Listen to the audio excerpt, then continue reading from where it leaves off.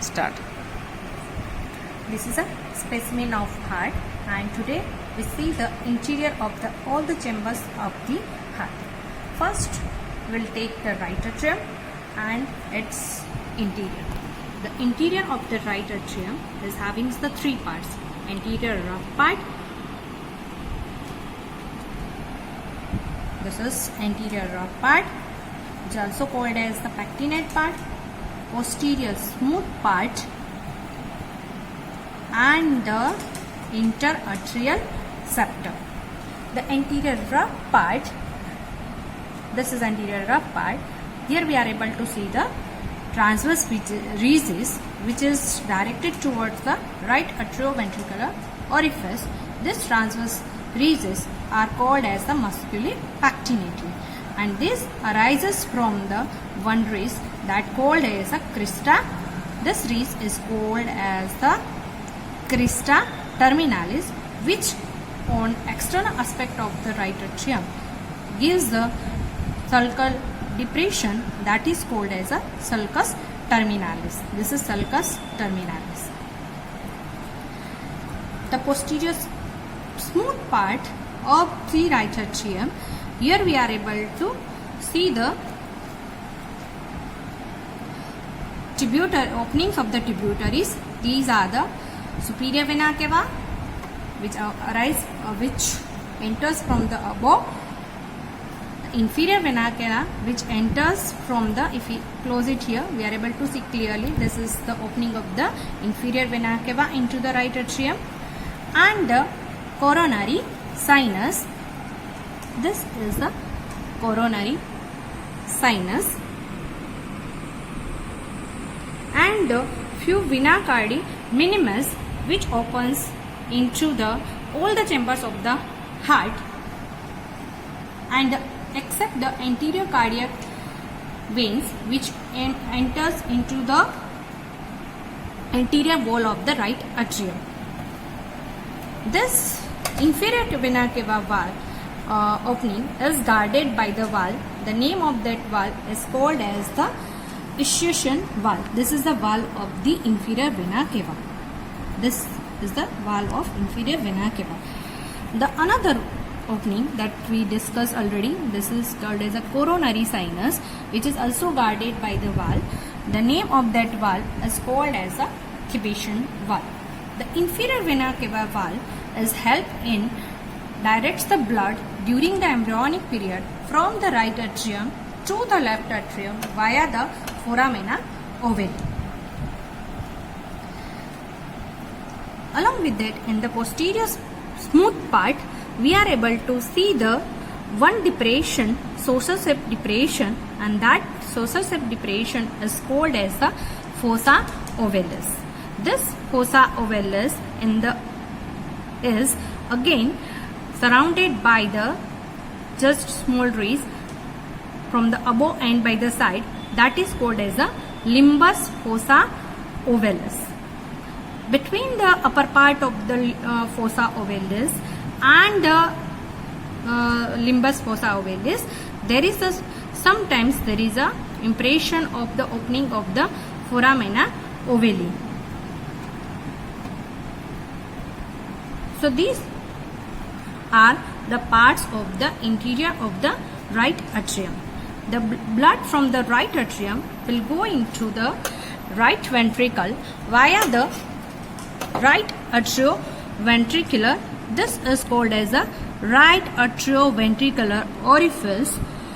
The blood directs from the right atrium to the left ventricle. This right atrioventricular orifice is guarded by the valves, and that having the three cusps, that's why it's called as a tricuspid valve. Now we see the interior of the right ventricle. The right ventricle is having the divided into two parts. The inflowing part, if we direct from the above, this is called as the inflowing part of the interior of the right ventricle, which is rough because of the presence of the trabeculae carni. So trabeculae carni are nothing else but it is a muscular recess. The Another part of the right ventricle is smooth one, and that gives origin to the pulmonary trunk. If we direct from here, this is the pulmonary trunk.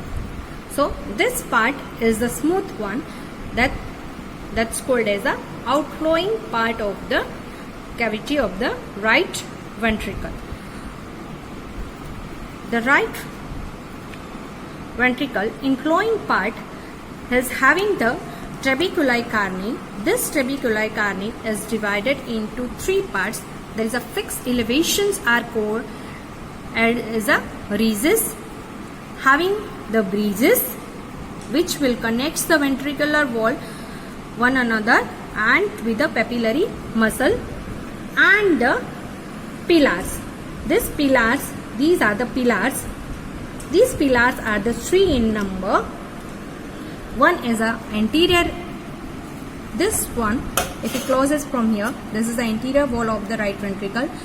This is called as a anterior papillary muscle.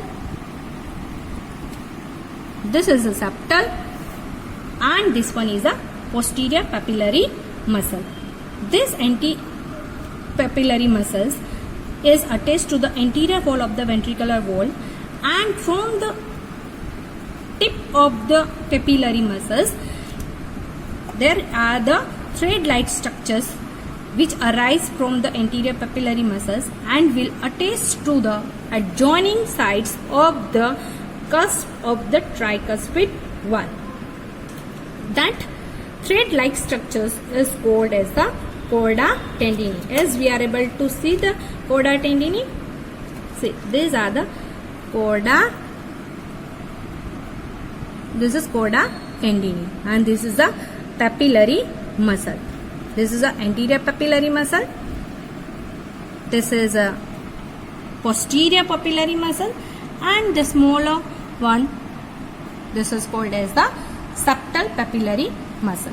And these are the small thread-like structures which arise from the tip of the papillary muscles and will go to the cusp of the. In the other specimen of the heart, we are able to see the clearly this papillary muscle, chorda tendineae, and these are the cusp of the tricuspid orifice.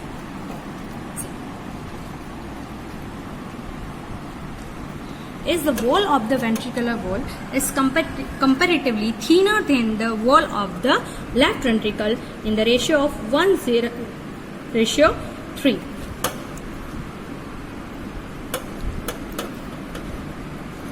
So this is about the inflowing part of the right ventricle. Between the inflowing part and the outflowing part, which will give origin to the pulmonary trunk, which also having the valve, and that valve is a semi-lunar in shape. See, these are the valves of the pulmonary trunk. We are able to see. Are you able to see? Which is semi-lunar in shape. Between the inflowing part and the outflowing part, there is a ridge that is called as a supraventricular crest. You see here, this is the in the most above part. This is called as the supraventricular crest. Now that what about the right atrium and the right ventricle? Same way in the left ventricle, there are also guarded by the from the blood from the right ventricle goes to the second part of the interior of the heart. Right now we discuss the interior of the left atrium and interior of the left ventricle. The left atrium is, we are able to see, this is the left atrium. the cavity of the left atrium is almost smooth except its appendages. This is called as the left auricle, which has having the few creases, that is called as the musculi pectinata. This left atrium is formed by the absorbed portion of the 4 pulmonary veins. So we are able to see this left atrium receives the blood from the lung, that it receives the oxygenated blood from the lungs via 4 pulmonary veins. Is we are able to see here? See, this is the one pulmonary vein, this opening of the one pulmonary vein. This is another, this is one is again, if you close it here, there is another one, and one is here. So these are the 4 pulmonary veins, and this is the left auricle, and this is a cavity of the left atrium, which is almost smooth. The blood from the left atrium will go directed through the left ventricle via the left atrioventricular orifice. We are able to see the left atrioventricular orifice here. This one is a left atrioventricular orifice, which having the 2 cusps. We are able to see this cavity, this orifice. Blood from the left atrium goes to the left ventricle. Now I take the another heart. Here we are able to see the opening of the left ventricle. If we put our forceps from the left ventricular orifice, we are able to see the cavity of the left ventricle. Is we are able to see, as I am opening this heart, we are able to see there is a thickness of the wall of the left ventricular wall here, which is almost 3 times thicker than the right ventricular wall. Here we are able to see the left ventricle having the 2 parts, lower rough part, this is lower rough part, and the upper smooth part we'll see in the next specimen. We right now discuss the lower rough part. Here we are able to see the 2 papillary muscles are there. See, this is the one papillary muscles we are able to see clearly here. This is a one papillary muscles here, and this is the another papillary muscle. Is having only a 2 papillary muscle. So this is one anterior papillary muscle, and this is a posterior papillary muscle. From the tip of the papillary muscles, the thread-like structures arise, that is called as the chorda tendineae. This chorda tendineae will attach to the cusp of the bicuspid. Start. The interior of the left ventricle. The left ventricle receives the blood from the left atrium and pumps it to the aorta. It forms the apex of the heart. If we say the interior of the left ventricle is having the lower rough part, is we are able to see the roughness of the lower rough part of the left ventricle, and the upper smooth part, or also called as the aortic vestibule. We are able to see the forces I have put already in the aorta. So this portion is the upper smooth part or the aortic vestibule. It develops from the mid portion of the bulbous bodies. If you see the interior of the this left ventricle is having the 2 orifices are there. Left atrioventricular orifice. This is left atrioventricular or a bicuspid or a mitral orifice guarded by the bicuspid or the mitral valve. There are 2 well-developed papillary muscles into the cavity of the left ventricle. We are able to see here, this is the one papillary muscle, and this is the another papillary muscles. The chorda tendineae from both the muscles, this chorda tendineae from the both the muscles are attached to the both the cusp of the mitral valve. If we see the cavity of the left ventricle is comparatively circular in cross section and is 3 times thicker than that of the right ventricle. The blood from the left ventricle will direct to the towards the aortic vestibule, and from here we are able to see the aorta is having the seminular cusp directs the blood to the periphery of the body.